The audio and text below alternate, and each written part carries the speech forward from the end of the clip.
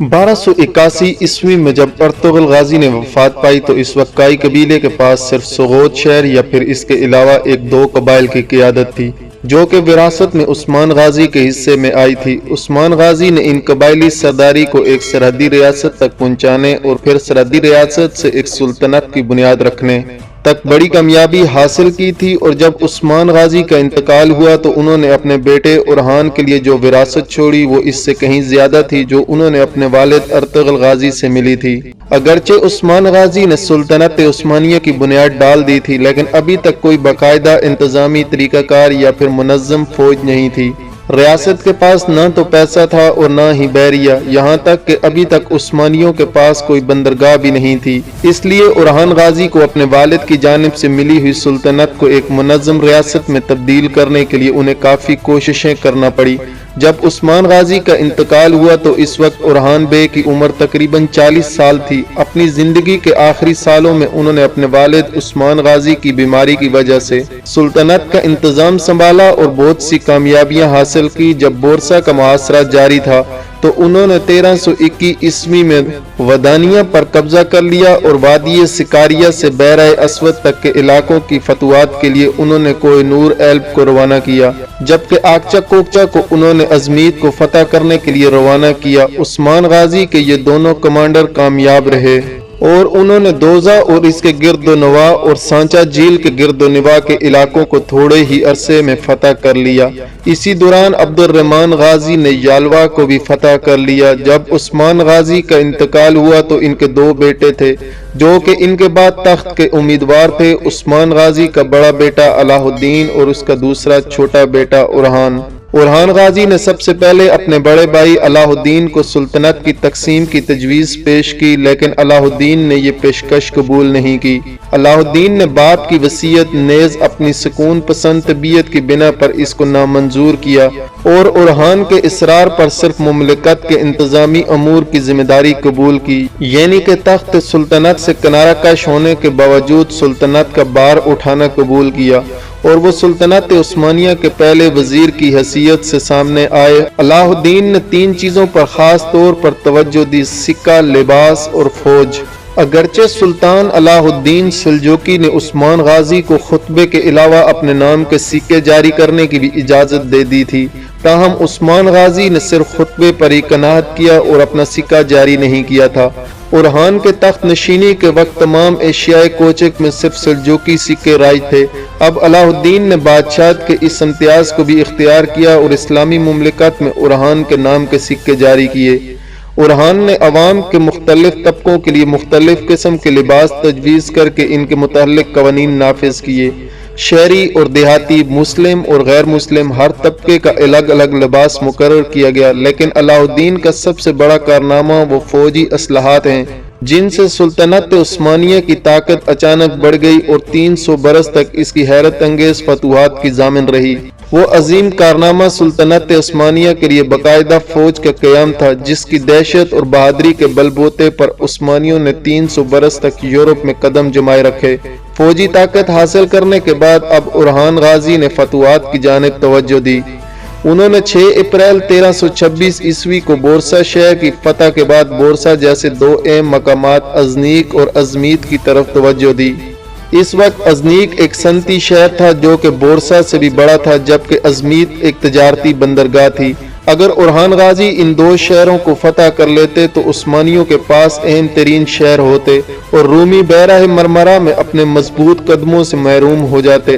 ازنیک شہر پر قبضہ کرنے سے پہلے خلیج ازمیت کے جنوبی ساحلوں کو قارا مرسل بے نے فتح کر لیا تھا، جبکہ کنڈیرا کے اس آس پاس کے علاقوں کو آکچا کوکچا اور کارتل کے قریب از خودار اور اس کے شمال میں سماندرا قلعے کو کوہ نور ایلب اور عبد الرحمن غازی نے فتح کر لیا تھا۔ ازنیک شہر کی ناکہ بندی اور محاصرہ عثمان غازی کے آخری ایام میں شروع ہوا تھا۔ اورحان غازی جب حکمران بنے تو انہوں نے اس شہر کی ناکہ بندی سخت کر دی اور محاصرے کا دائرہ کار وسیع کر دیا۔ اس دوران مقتوحہ علاقوں میں یونانیوں کے ساتھ ترکوں کے اچھے سلوک کی وجہ سے ازنیک کے آس پاس کے یونانیوں نے شہر کے لوگوں کو ترکوں کا ساتھ دینے کا مشورہ دیا اور کچھ لوگوں نے ترکوں کی طرف سے جنگ میں شامل ہو گئے، لیکن ازنیک شہر چاروں اطراف سے سخت ترین دیواروں سے گرا ہوا تھا، اس لیے وہ زیادہ محفوظ تھا اور تعمیر کے لحاظ سے یہ اناطولیہ میں مشرقی رومی سلطنت کا سب سے مشہور شہر تھا۔ اس کے علاوہ یہ شہر آرتھوڈوکس کے مقدس مقامات میں سے بھی ایک تھا، جس نے اس مشرقی رومی سلطنت کے شہر کو بہت زیادہ اہمیت دے رکھی تھی۔ اناطولیہ میں حالات کی سنگینی کو دیکھ کر رومی شہنشاہ اینڈرونیکوس سوم نے اندرونی بغاوتوں کو ختم کرتے ہوئے فوج کی سربراہی کی اور 1329 عیسوی میں وہ اپنی فوج کے ساتھ اناطولیہ کی طرف روانہ ہوا۔ اینڈرونیکوس اس امید پر قسطنطنیہ سے روانہ ہوا کہ وہ اورحان غازی کی فتوحات کو روک کر ازنیک شہر کو بچا لے گا۔ اس کے علاوہ اس کی خواہش تھی کہ وہ اورحان غازی کو شکست دے کر ترکوں سے اناطولیہ میں اپنے کھوئے ہوئے علاقوں کو واپس حاصل کر لے گا۔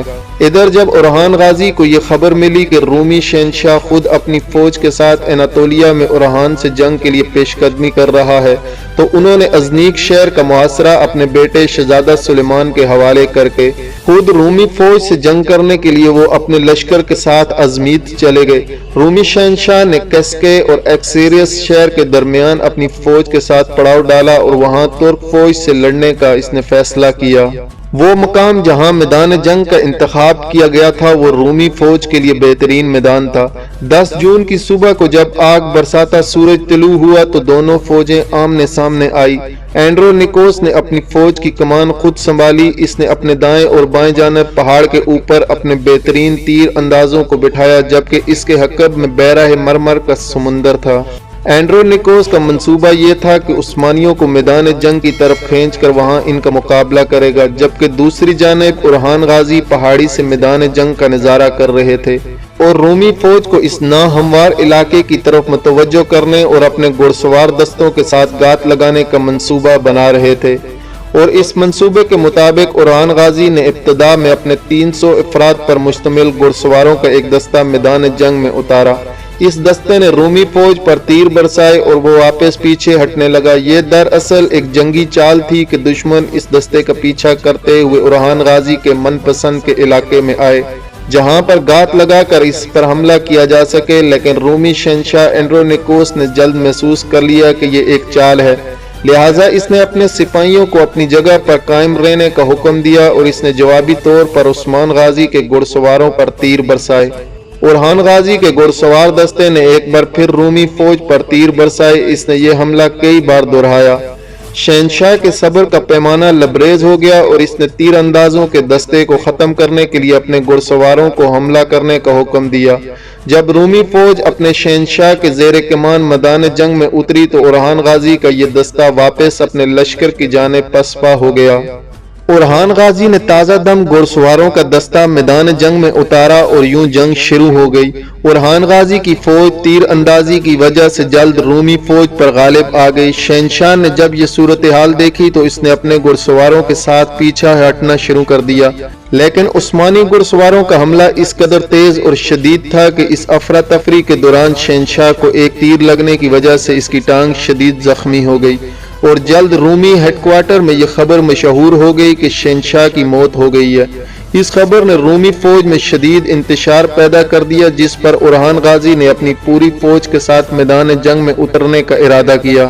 رومی شہنشاہ اپنی فوج میں پھیلی ہوئی اس افراتفری کو روک نہ سکا اور وہ خود اپنے چند خاص آدمیوں کے ساتھ بھاگ کر کشتی میں سوار ہو کر قسطنطنیہ کی طرف روانہ ہو گیا، لیکن باقی رومی فوج اتنی خوش قسمت نہیں تھی کہ وہ جان بچا کر کشتیوں میں سوار ہو سکے اور زندہ واپس قسطنطنیہ پہنچ سکے۔ رومی فوج کا کچھ حصہ اورحان غازی کے سپاہیوں کے ہاتھوں مارا گیا، باقی کے سپاہی اورحان کی فوج کے ہاتھوں جنگی قیدی بنے، جبکہ فوج کا ایک حصہ دریا میں ڈوب کر ہلاک ہو گیا۔